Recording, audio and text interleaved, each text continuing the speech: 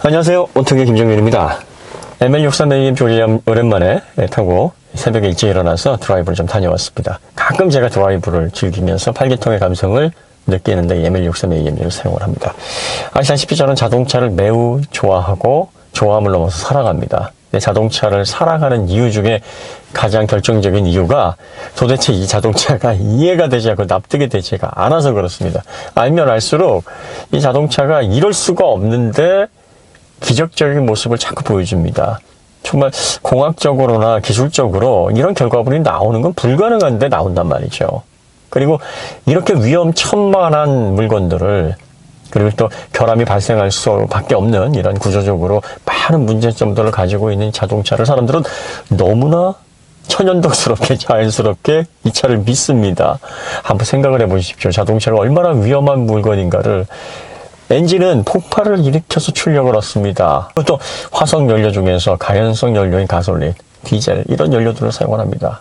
상당히 유해하고 위험하고, 그리고 내부적으로 그렇게 폭발을 일으켜서 크랭크축이 회전 운동으로 바꿔줘서 변속기 통해 프로펠러 샤프트에서 차축 통해 가지고 결과적으로 바퀴가 지면에 닿아서 움직이게 되는데, 가장 가벼운 모델이 한 1톤 정도 되고요. 평균적으로 한 1.5톤, SUV는 2톤에 가깝습니다. 이렇게 무거운 질량이 큰 물체가 시속 100km가 넘는 속도에서 빠르게 가속을 하고 정지를 하고 회전할 때 측면으로 가해지는 엄청난 중력 가속들을 버텨내면서 안전하게 사람들을 탑승시켜서 먼 거리를 이동시킵니다. 가장 놀라운 건 이런 동작 과정도 놀랍지만, 이게 레이스 같이 몇 시간 동안 일어나는 과정이라 그러면 그럴 수 있어 하겠는데, 짧게는 5, 6년, 길게는 20년, 30년 동안 그 기능이 유지가 된다는 겁니다. 자동차 2만 개 이상, 최소 2만 개 이상의 부품이 유기적으로 물려가면서 그 안에 심지어 출력을 내기 위해서 폭발이라는 위험천만한 동작을 하면서, 그리고 최소 100마력이 넘는 힘을, 그리고 최소 1톤이 넘는 질량으로 빠르게 사람들을 안전하게 실어 나른다라. 그리고 그 각각의 2만 개가 넘는 부품들이 5년, 10년이 지나도 재기능을 한다. 이거 기적입니다. 이게 말이 되는 거예요? 아니에요. 그러니까 알면 알수록 정말 이건 이해가 안 되는 대상입니다. 이럴 수가 없거든요. 그런데 우리는 그럴 수가 없는 그런 결과물을 너무나 당연하게 누리고 있습니다. 제가 자동차 가격이 준준이 형이 지금 2천만 원이 넘어가고 중형은 3천만 원 넘어가고 국산차 기준으로 수입차는 그보다 더 비쌉니다만, 이런 가격도 과하지 않다라고 보는 게 그 안에 담겨져 있는 공학적인 결과물, 기술의 집합체로 인해서 자동차라는 결과물로 나온 그 모습이 너무나 놀랍고 경탄스럽기 때문입니다. 제가 스마트폰 그리고 자동차 이 두 가지, PC도 들어가겠지만 PC보다 더 스마트폰보다 더 자동차를 놀라운 인간의 발명품이라고 보고 있고, 다시 없을 기적이라고 보고 있는 이유가 바로 거기 있습니다. 아마 수학적인 계산을 하실 수 있는 분이라면 이 엄청난 질량으로 빠르게 움직이는 물체가 만약에 충돌했을 때 거기서 발생하는 운동에너지, 그 운동에너지로 발생하는 충격량, 그걸로 인해서 내 목숨이 온전치 않겠구나라는 계산은 쉽게 할 수 있을 겁니다. 그러면 이렇게 수학적인 계산을 통해서 자동차가 시시각각 내 목숨을 앗아갈 수 있는 위험천만한 그런 기계라는 것을 알면서도 잊어버립니다. 차에 오를 때마다 나는 자동차를 탑승하니까 그거 죽으러 갈 거야. 죽을 수도 있어. 전쟁터에서 총알 맞을 수도 있으니까 이걸 조심해야 돼. 마치 전쟁 나가는 군인처럼 주기도문 외우고 기도 안수 받고 이런 예비 동작 안 합니다. 전혀 자기가 사고로 부상을 당하거나 죽을 거라는 생각 전혀 안 합니다. 왜? 지금까지 자동차를 안전하게 잘 이용해 왔고, 오늘도 그럴 거고 앞으로도 그럴 것이라는 근거 없는 믿음을 가지고 있습니다. 자, 옆에 자기가 운전하는 것도 아니고 옆에 가족이나 친구, 지인이 운전하면 옆에 사람들이 이렇게 얘기합니다. 장거리 가게 되면 도착하면 나 좀 깨워줘. 피곤해, 잠을 못 자. 잠이 옵니까 지금? 이게 자동차가 움직이면서 어떻게 결함이 발생해서 차가 멈출지, 또 사고가 발생해서 그 엄청난 충격량이 내 신체, 이 인간의 신체가 얼마나 약합니까? 뼈를 부러뜨리고 정말 장을 파열시키고 이런 사고를 일으킬지 등골이 서늘하지 않아요? 그런데 그런 걱정하시는 분들 거의 없습니다. 그러면서 뭐라고 얘기를 하냐면, 자동차는 결함이 있으면 안 된다. 사실 저는 자동차가 결함이 없을 수가 다 알면 알수록 그런 생각이 듭니다. ML63의 AMG를 왜 안 믿냐면 이게 촬영이 12년이 넘었어요. 이제 13년 가까이 되는데 13년 동안 이 차가 원래 출고됐던 상태의 성능과 안전성 그리고 또 릴리아빌리티 이걸 유지하고 있을 거라고 저는 생각하지 않습니다. 그동안 각 부품의 열화, 각 부품의 기능 저하 그리고 또 부분 발생하는 보이지 않는 문제들 이런 것들이 언제 결합이 돼서 언제 안 좋은 쪽으로 발현이 돼서 사고를 일으키는 원인으로 작용할지 예측할 수가 없는 거예요. 항상 그래서 이 차를 탈 때는 긴장을 합니다. 그래서 항상 여러분들에게 오래된 중고차, 이거 썩은 차라고 생각하고 구입하지 마시고 특히 수입차들은 그걸 정상 기능으로 계속 유지하기 때까지 엄청난 비용이 들어가기 때문에 가급적이면 약간 좀 뺐지 그리고 또 주변 시각이 뭐 좀 경탄스럽지가 않을지라도 국산 준준형이나 또 신차 지출할 수 있는 가격대에 맞는 지출하십시오. 이렇게 말씀드리는 이유가 여기 있습니다. 자, 자동차 제조사가 이 결함을 맞닥뜨릴 때 내부적으로는 터질 게 터졌다 이런 반응을 할 것 같습니다. 자동차를 설계하고 만들어내는 분들도 보면 나중에 결과물이 나오고 나서 그걸 다시 돌이켜봤을 때 이 자동차를 설계하고 제작하는 이 과정들이 아마 내가 이걸 어떻게 만들었지? 자, 이런 결과물들이 어떻게 나왔을까 싶을 정도의 생각이 드시지 않을까 싶습니다. 사실 이런 것들을 다 고려해보면 자동차는 결함이 없을 수가 없습니다. 결함이 없으면 그게 더 이상한 거예요. 기술을 알면 알수록 자동차의 결함을 최소로 줄이고 이 결함이 발생했을 때 이걸 빨리 발견해서 개선을 해나가는 그런 과정들이 자동차에서는 필수겠구나라는 생각을 하게 됩니다. 알면 알수록 그런 생각을 하게 되는데 반대로 자동차를 모르면 모를수록 자동차에서 결함이 발생하면 화들짝 놀랍니다. 왜 화들짝 놀라시는 줄 아십니까? 자동차의 위험성, 자동차의 놀라운 공학적인 결과물에 대한 기술적인 특이점을 아는 사람들은 이게 어느 환경에서 어떤 식으로 만들어져서 결함 가능성이 얼마나 대두되는지에 대한 생각을 가지고 있고요. 사고가 났을 때 나나 내 가족들, 타인의 신체나 타인의 재산 얼마나 철저하게 파괴시킬 수 있는 엄청난 힘을 가지고 있는 위험한 물건이라는 걸 잘 자각하고 있습니다. 그런데 자동차를 잘 모르시는 분들은 그냥 막연하게 자동차는 안전하게 잘 만들었겠고 자동차는 사람을 실어 나르는 거기 때문에 결함이 있어서도 안 되고 자동차는 기능적으로 문제가 생기면 그 제조사가 파렴치한 거고 그 제조사는 부도덕하기 때문에 안 되는 거야 라는 막연한 생각을 가지고 있기 때문에 결함이 생기게 되면 화들짝 놀래고 마치 내가 제조사로부터 농락을 당하고 제조사로부터 엄청난 피해를 당하는 것처럼 생각이 들어서 거기에 대해서 아주 민감하게 반응을 합니다. 사람의 생명과 재산이 관계가 되어 있고 밀접하게 영향을 줄 수 있는 부분이니까 당연합니다. 자동차 제조사라면 결함을 피해갈래야 피해갈 수가 없습니다. 그런데 지금까지 자동차 제조사들은 결함을 대처할 때 두 가지 문제점 때문에 결함을 은폐하고 또 시간이 지나서 이게 알려지지 않고 묻히기를 바라는 그런 경우가 대부분이었습니다. 제조사가 나서가지고 자발적인 리콜도 하고 결함을 미리 밝혀가지고 수정도 하는 이러한 경우들이 여러 건 있긴 있었습니다. 하지만 그것보다 훨씬 더 많은 경우에 결함을 은폐하려는 시도가 더 많았습니다. 제조사가 결함을 은폐하고 외부에 알리지 않고 내부적으로 해결하는 이유는 딱 한 가지입니다. 그게 무엇일까요? 기업은 항상 제가 말씀드리듯이 돈을 벌기 위한 이합 집단입니다. 결함을 공표하고 이걸 수정하는 데 얼마가 들어가는가. 이거를 외부에 알리지 않고 은폐를 하고 사고가 발생했을 때 그 사고를 케이스 바이 케이스로 해결하면서 뚫고 나갔을 때 총 비용이 얼마가 될 것인가. 이 손익 계산을 하게 됩니다. 그 대표적인 예가 1978년도에 발생했던 포드 핀토 결함 사건입니다. 엔진 탱크에 문제가 생겼어요. 충격을 받게 되면 폭발하는 문제. 이 폭발을 방지하기 위한 안전장치가 $11밖에 하지 않았습니다. 그런데 기술자들이 이걸 여러 번 경영진에 보고를 했습니다. 보고를 해서 이걸 교체를 하고 추가를 해야 된다. 하지만 당시에 이 장치를 탑재해야 될 차들이 1250만 대였습니다. 계산해보니까 1억 3천만 달러가 넘습니다. 그런데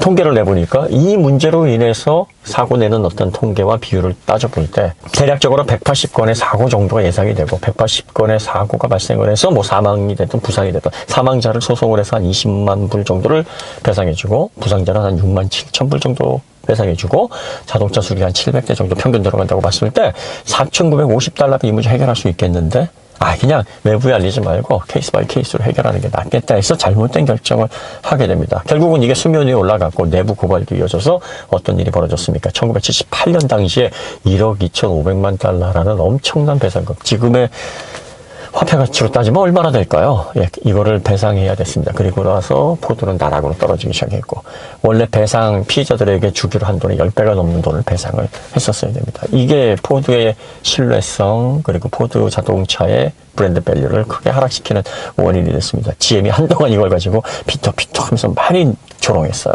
하지만 GM도 어떤 일이 벌어졌습니까? 점화 플러그 결함을 은폐하고 얼마 되지도 않은 부품을 교체를 해야 되는데, 여러 번의 보고를 받았음에도 불구하고 이걸 교체하는 것보다 그냥 은폐하고 수리해주고 건건이 케이스 바이 케이스 똑같은 결정을 했습니다. 그래서 그걸로 인해서 GM 역시 조 단위의 배상을 지금 해주고 있는 그런 상황이고요.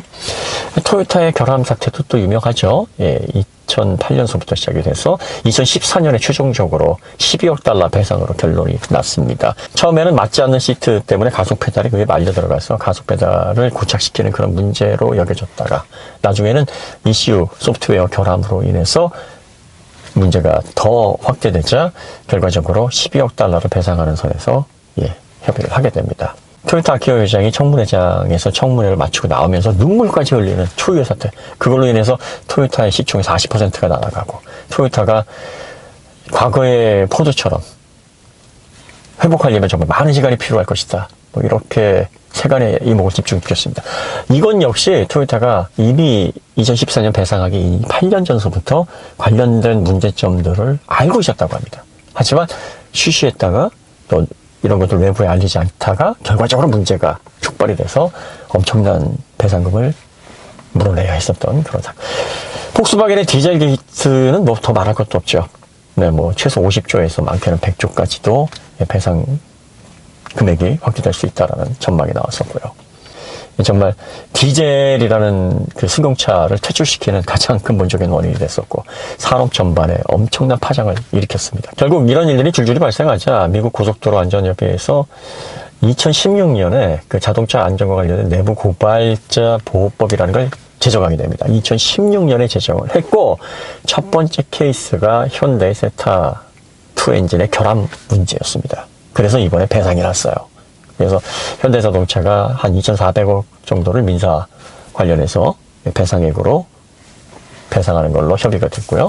내부 고발자 보호법은 이 벌금으로 책정된 금액의 적게 10%에서 많게는 30%를 포상금으로 주는 제도인데, 이 8,100만 달러의 30%의 포상금, 2,400만 달러 정도를 받게 돼서 우리나라 돈으로 한 280억 정도의 배상금을 받을 수 있게 됐습니다. 자, 그래서 이제 많은 분들이 야, 현대자동차 이거 너무 도덕적으로 문제가 있는, 이걸 은폐하고서 야, 잘 됐다 그러면서 막 손가락질하고, 이 문제에 관련해서 우리나라 국산 자동차는 이래서 문제다 하면서 막 이런 것들에 대해서 여러 가지 이야기들이 오가고 있습니다. 기업이 잘못한 건 엄중하게 꾸짖을 거 맞습니다. 잘못된 거를 먼저 밝히고 문제를 해결하고, 이게 더 크게 확대되기 전에 사람의 안전을 책임져야 되는 그런 엄중한 그런 생필품인데, 이런 자동차에서 결함, 가장 문제가 되는 엔진에서 결함이 발생을 했는데, 이런 걸 은폐해서 결과적으로 이렇게 배상을 하게 됐고, 또 내부 고발자에게 보상금이 갔다라는 건 수치스러운 일입니다. 하지만 지금까지 제조사들이 해왔던 관례 그대로의 패턴을 현대자동차도 보여줬던 건데, 마침 자동차 안전과 관련된 내부 고발자 보호법이 발효가 됐고, 그 첫 번째 케이스로 이런 이벤트가 발생을 하게 됩니다. 어떤 분들은 이렇게 이 사실을 또 확대 해석하기도 합니다. 세계 최초다, 이게. 당연히 세계 최초죠. 2016년도에 발의된 법이고, 가장 먼저 그 법에서, 그러면 최초의 사례로 현대 이 세타, 요것도 이 사례에 맞는지, 요걸 한번 법리적으로 검토해보자 해서 나온 결론입니다. 그리고 이 내부 고발을 하셨던 분, 김광호 씨, 이분도 인터뷰에서 이렇게 말씀을 하셨어요. 이런 법이 발의가 됐기 때문에 내부 고발을 결심할 수 있었다. 만약에 국내에서 소비자 보호법이나 뭐 징벌적 손해배상 이런 것들이 약한 환경 내에서 거대 자본을 가지고 있는 대기업, 그리고 또 소송 대리인, 뭐 김앤장을 사용했다고 하는데요. 그 소송 대리인과 개인적으로 싸우는 건 엄두를 대지 못했을 것이다. 하지만 미국에서 내부 고발자와 관련된 보호법이 시행이 됐고, 만약에 미국에서 이 사건을 가져가서 인정만 봐줄 수 있다 그러면 자기의 삶이, 인생이 피폐해지는 그런 결과를 막을 수 있고 보호받을 수 있지 않겠느냐 해서 이 문제를 미국으로 가져간 겁니다. 그래서 이 법이 실효되자마자 이 사건이 다뤄지게 됐고 5년 후인 현재 결론이 난 겁니다. 그러니까 만약에 이 법이 한 30년 전, 40년 전 포드 시절에 만약에 발효가 됐다면 당시에도 내부 고발자에게 그런 부사금이 가겠고요. 만약에 디젤 게이트를 누가 내부적으로 만약에 고발을 해서 과징금이나 벌금이 예를 들어 뭐 10조가 나왔다 그러면은 그 벌금 10조에 한 30% 3조를 받을 수 있는 그런 규모가 되는 거겠죠. 토요타도 만약에 그 법이 실효됐다면 아마 그런 결과들이 나왔을 텐데 여기 2016년도에 발의가 돼서 현대가 첫 번째 케이스가 돼버린 겁니다. 어쨌든 이렇게 제조사가 결함을 은폐하고 축소시키고 덮고 케이스 바이 케이스로 해결하려고 하는 거는 이 자본 문제예요. 그러니까 돈이 더 많이 들어가는 것보다는 좀 덜 들어가게 사건을 막아보겠다. 하지만 그렇게 하다가 사고가 더 확대되고 나중에는 신뢰까지 금이 가는 이런 사태까지 발생하는데 결과적으로 많은 기업들이 이런 선택을, 잘못된 선택을 합니다. 자, 그 다음에 이런 자본 문제도 있지만 두 번째 문제는 이 자동차, 제가 말씀드렸듯이 자동차가 놀라운 것 중에 하나가 2만 개가 넘는 부품이 유기적으로, 그러면서 1.5톤이나 되는 엄청난 질량을 가지고 있는 물체가 100km 넘는 속도에서 막 달리고 돌고 서고 이런 물리법칙을 거스르면서 관성을 거스르면서 움직이는 이 과정 자체가 기적이라고 말씀드렸습니다. 그러니까 이러한 모든 불가능한 환경들을 다 극복하면서 말도 안 되는 엔지니어링이 구현된 이 자동차가 뭐 몇 시간도 아니고 며칠도 아니고 몇 달도 아니고 10년 이상씩 초기 성능을 유지하는 게 가능하겠느냐라고 저는 생각을 합니다. 자동차가 결함이 생기는 건 어찌 보면은 당연한 건데 사람들이 자동차에 대한 지식이 많이 없다 보니까 자동차는 무조건 안전해야 되고 그 안에 숨겨져 있는 놀랍고 기적 같은 공학의 산물에 대한 어떤 인식이 없다 보니까 막연하게 결함이 생기면 손가락질을 해야 되는 그런 결과로 이어지는 건데요. 본인의 안전이 관련돼 있으니까요. 어쨌든 자, 그러다 보니까 자동차는 어느 한두 사람에 의해서 설계나 제작이 진행될 수가 없습니다. 자동차 엔진만 하더라도 최소 수십 명에서 아주 작은 회사의 경우에 일반적으로 수백 명 이상의 엔지니어들이 달라붙고 그것도 각 파트별로 뭐 실린더면 실린더, 피스톤은 피스톤, 커넥터로도 커넥터, 인젝터면 인젝터, 뭐 자켓이면 자켓, 냉각 계통, 냉각, 에어로 다 파트가 다릅니다.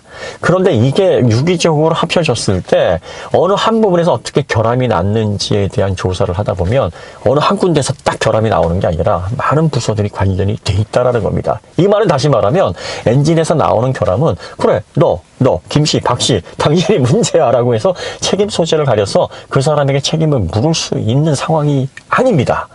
적어도 몇십 명에서 몇백 명에 관련되어 있는 관련자들이 그 엔진의 결함과 관련해서 연관이 되어 있습니다. 그러다 보니까 이게 누가 이걸 문제가 생겼을 때 누가 나서가지고 책임 소재를 하고 쉽게 말해서 누가 총대를 매야 되는 거야.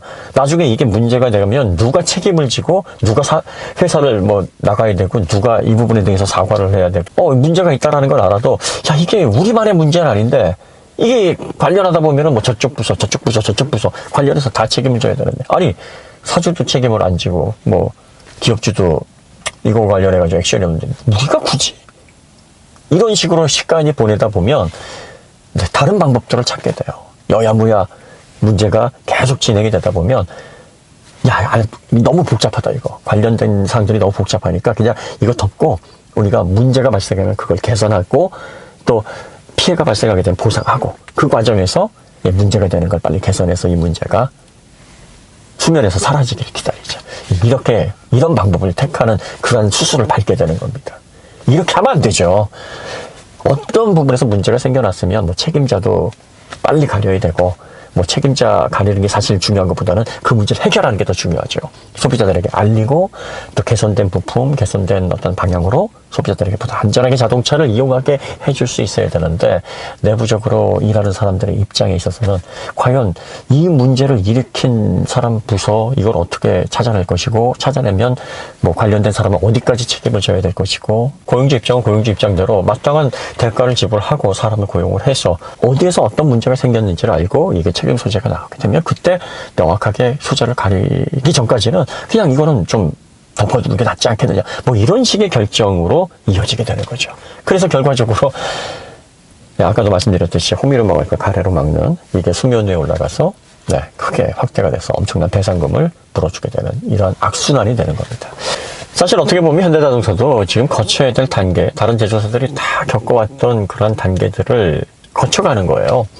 현대가 최초로 엔진을 만들어냈던 게 1991년도 알파 엔진 마북리 연구소를 만들어서 GM에 근무하던 이현순 박사 영입을 해서 MPI 엔진, 그때 당시 미쓰비시에게 철저한 엔진 받아가지고 겨우겨우 자동차 만들고 있었던 시절인데, 고 정주영 기자께서 우리도 우리만의 엔진, 우리만의 기술력을 확보해야 된다 그래서 엔진을 만들었습니다. 이제 만든 지 30년 됐습니다. 유럽은 엔진 만든 지 140년 됐고요. 미국은 120년이 돼가고 있습니다. 일본도 90년 정도 자동차 산업을 이끌었고 엔진을 자체적으로 생산한 건 70년 정도 됐습니다. 우리나라에 비하면 다 2배, 3배, 4배입니다. 자, 이렇게 짧은 시간 동안 자동차 시장에서 지금 4위. 엄청난 성과입니다. 어떻게 보면은요, 전쟁의 폐허를 딛고 우리나라도 또 전쟁을 1950년에서 50년까지 겪었으니까요. 모든 게 다 파괴되어 있는 완전히 제로 상태에서 전쟁의 폐허를 딛고 1967년도에 설립된 기업이 불과 54년 만에 에러라 하는 그런 기업들 틈에 껴서 이름을 올리고 있다라는 거는 엄청난 기적. 이게 자동차보다 더 큰 기적입니다. 어떻게 보면은 정말 뭉클한 결과예요. 우리나라에서도 다른 분야도 아니고 자동차가요, 전체 GDP의 판매 금액으로 보면 2%밖에 안 되는데요. 2만 개가 넘는 부품, 그리고 자동차와 관련된, 사실 그 JP모건이라든지 그 미국의 거대 자본들이 생겨난 것도 사실은 미국에서 자동차 산업 포디즘이 촉발되면서부터입니다. 1908년 포드티가 나오고 이걸로 인해서 대량 생산 체계가 갖춰지고 도시계획이 새롭게 짜지고 자동차를 구입하기 위해서 금융이라는 게 생기고 그 금융을 바탕으로 거대 부자들이 생기고 철광왕이 생기고 카네기가, 그래서 경제 부흥을 일으킬 수 있었던 겁니다. 자동차가 전 세계 GDP에 차지하는 판매 비중은 2%밖에 안 되지만 이 자동차가 파생하는 경제 효과는 적게는 15%에서 20%까지 보는 사람들도 있습니다. 자동차는 인류 역사상 엄청난 영향력을 미치는 그야말로 인간이 만들어낸 것 중에서 가장 큰 기적입니다. 그리고 그 기적을 유럽 또 미국에서 선도해 왔습니다. 그런데 제일 늦게, 가장 늦게 1960년도에 이미 꽃 피울 때를 꽃 피운 산업에서 더 이상 비집고 들어갈 틈이 없다라고 여겨지는 그 상황 내에서 보잘것없는 자본과 보잘것없는 그런 기술 기반을 가지고 뛰어든 현대가 지금 세계 4위에 해당하는 판매량을 이루고 있고요. 차세대 전기차 시장은 폭스바겐과 함께 테슬라를 견제할 수 있는 가능성 있는 제조사로 거론되고 있다는 거, 어떻게 보면 진짜 기술을 잘하는 사람에게는 와, 감동스러운 얘기입니다. 정말 뭉클한 얘기예요. 자, 그런데 이 30년밖에 안 된 그런 역사를 가지고 엔진을 만들어 왔는데 130년, 100년, 막 70년 만들어 놓은 유럽, 미국, 일본의 제조사가 겪었던 그런 결함에 대한 홍역, 이걸 안 겪는다는 게 말이 됩니까? 말이 안 돼요. 겪을 수밖에 없는 겁니다. 더 겪으면 겪었지 덜 겪을 수가 없는 겁니다. 그리고 세간을 놀라게 했었던 세타 엔진에서 그 문제가 나오는 건 어떻게 보면 되게 당연한 일입니다. 그러니까 현대 엔진에서 결함이 발생했다. 이건 놀라운 일이 아니에요. 애석한 건, 정말 애석한 건 이걸 내부 고발자가 나타나기 전에, 그리고 또 이 문제가 공론화되기 전에 회사 측에서 먼저 이걸 오픈하고 개선하기 위해서 우리가 이런 방향으로 문제를 해결하겠다라고 했었으면 아마 많은 사람들이 덮어놓고 현대 과거에 잘못했던 것들, 과거에 부족했던 것들을 지금까지 끌고 오면서 막 손가락질을 하지 않을 거라는 것이요. 하지만 소비자분들도 여기에 대한 중심을 좀 잡으셔야 됩니다. 이 자동차 회사들이 그동안 결함을 대했던 태도들, 그리고 또 그걸 인정하지 않고 은폐하려고 했었고, 그로 인해서 과징금을 냈었던 이런 과정들은 모든 자동차 회사들이 다 몇 번씩은 거쳐왔던 일입니다. 그렇기 때문에 현대도 당연하다가 아닙니다. 현대 역시 그러한 관성에 젖어서 또 그러한 관례대로 해왔던 건데 이제 더 이상 그게 통하는 시대가 아닙니다. 이제 개인도 미디어를 통해서, SNS 통해서, 소셜 네트워크를 통해서 얼마든지 외부에 관련된 사실들을 알릴 수 있는 시대가 됐습니다. 덮는다고 덮어지는 시대가 아닙니다. 늘 말씀드리지만 기업은 사회공차 단체가 아닙니다. 기업은 이합 집단입니다. 자본을 투자를 해서 제품을 개발해서 그걸로 재화를 벌어들이는 집단입니다. 본연의 어떤 재화를 벌어들이려는 활동에 충실하기는 해야 되겠지만 최소한 사람들이 안전하게 탈 수 있고 믿고 이용할 수 있는 자동차의 결함 문제가 발생했을 때 이 문제를 선제적으로 알리고 개선하려는 노력, 이것이 물류제조사로 발돋움할 수 있는 포인트가 됩니다. 자, 이번 기회를 현대자동차는 타산지석 삼았으면 좋겠습니다. 다시는 이런 일들이 반복되지 않도록 결함을 대할 때 내부적으로 이런 결함들을 소비자들에게 알리는 걸 두려워하지 않으셨으면 좋겠어요. 이제는 우리나라 현대자동차가 불가능한 기적과 또 같은 자동차인데, 이 기적과 또 같은 자동차를 이뤄낸 유럽과 미국과 일본 틈에서 더 큰 기적을 이뤄낸 그야말로 한강의 기적보다 더 감동스럽고 더 멋진 기적의 주인공이라고 다 인정합니다. 지금 현대자동차의 자동차를 품질로 더 이상 손가락질하지 않습니다. 이제 현대자동차가 극복해야 될 건 그 이상의 사람들에게 릴라이어빌리티, 브랜드에 대한 신뢰도, 믿음, 이런 것들을 전달을 해줘야 됩니다. 소통하고 새로운 시대로, 전기차 시대로 접어들면서 과거의 현대자동차를 기억하지 않게 하려면, 그리고 앞으로 전 세계에서 열광들의 틈에 끼어서 엄청난 네로라 하는 브랜드에서 당당하게 현대라는 이름으로 경쟁할 수 있는 자랑스러운 국산차의 브랜드로 발돋움을 하기 위해서 기업 전체가 완벽하게 쇄신을 해야 됩니다. 그러려면 무엇보다도 앞으로는 이런 결함 사태에 대해서 더 이상 이런 뉴스가 나오게 해서는 안 됩니다. 결함은 계속 발생할 겁니다. 전기차 시대에도 결함이 발생하지 않을 수가 없어요. 이거는 현대뿐만의 문제가 아닙니다. 저는 어쨌든 신차가 나오든 이게 어떤 차든 간에 이 차는 결함이 있을 것이다 라고 가정을 하고 그 차를 봅니다. 결함이 없으면 그건 신이 만들어낸 작품이에요. 그 결함을 얼마나 최소화시키고 그 결함을 치명적인 것에서 얼마나 그렇지 않은 부분으로 약화시키는 자가 사실 자동차에서는 관건이고 기술의 정점이 되는 겁니다. 결함을 없앨 수 없어요. 없앨 수 없다면, 피할 수 없다면 즐겨야죠. 그런 말 있지 않습니까? 결함을 없앨 수 없다면 그 결함에 대처하는 요령, 그 결함에 대처하면서 그 결함에 대처하는 방식으로도 소비자들에게 신뢰와 믿음을 얻을 수 있는 그런 방법을 찾아내셔야 됩니다. 그걸 마케팅의 하나의 요소로 활용을 하셔야 됩니다. 지금 시대는 그런 시대예요. 그 다음에 제가 또 말씀드리고 싶은 건 제조사만 발전해야 되는 게 아닙니다. 제조사만 이런 결함이라든지 인식 전환을 해야 되는 게 아니에요. 소비자도 그에 맞게 소비자의 생각도 발전해야 됩니다. 소비자도 업데이트를 해야 돼요. 과거의 기억, 과거의 사실에만 갇혀있지 마시고 끊임없이 새로운 사실, 새로운 변화된 환경에 본인의 지식들과 경험을 업데이트 하십시오. 그리고 편견을 버리세요. 편견을 버리시고 새롭게 업데이트된 그 지식을 바탕으로 새로운 판단을 하시기 바랍니다. 그러셔야 기업과 소비자 양쪽에서 서로를 이해하고 상품을 이해할 때 불협화음이 덜합니다. 기업은 좋은 제품을 만들어서 판매를 해서 전 세계적으로 브랜드를 알리고 그걸 통해서 많은 재화를 벌어들이고 그로 인해서 기업의 역사를 새로 쓰는, 이게 당면 과제고요. 소비자들은 그런 상품은 자신이 잘 선택을 해서 최대한 자신의 생활에 도움이 되는 방식으로 윤택하고 편리하고 안전하게 이용을 하면서 그 만족감을 오래 지속하는 겁니다. 이게 일치가 돼야 기업과 소비자가 윈윈 할 수가 있는 겁니다. 그러면 어느 한쪽에서 인식 전환된다고 문제가 해결되는 게 아닙니다. 기업도 바뀌어야 되고 소비자도 바뀌어야 됩니다. 지금 우리가 그래야 됩니다. 기업도 더 선진화된 문화를 통해서 세계로 활용하는 브랜드로 나가야 되고, 우리가 그렇게 나아갈 수 있도록 소비자들도 새로운 인식과 새로운 기업의 변신 과정들을 몸으로 경험으로 체득해서 좋은 점은 칭찬하고 나쁜 점은 엄중하게 꾸짖고, 그러면서 정확하게 기업에 대한 판단을 할 수 있게 해줘야 결국은 두 가지가 합쳐져서 시너지가 나는 거죠. 자, 자동차를 사랑하는 사람으로서 도움이 되는 얘기는 아닙니다. 그냥 잡담과도 같은 얘기인데, 이런 얘기들 들으시면서 여러분들도 다양한 생각, 다양한 의견들을 말씀해 주시면 좋을 것 같습니다. 자, 여기서 마치도록 하고요. 다음에 더 좋은 콘텐츠로 찾아뵙도록 하겠습니다. 감사합니다.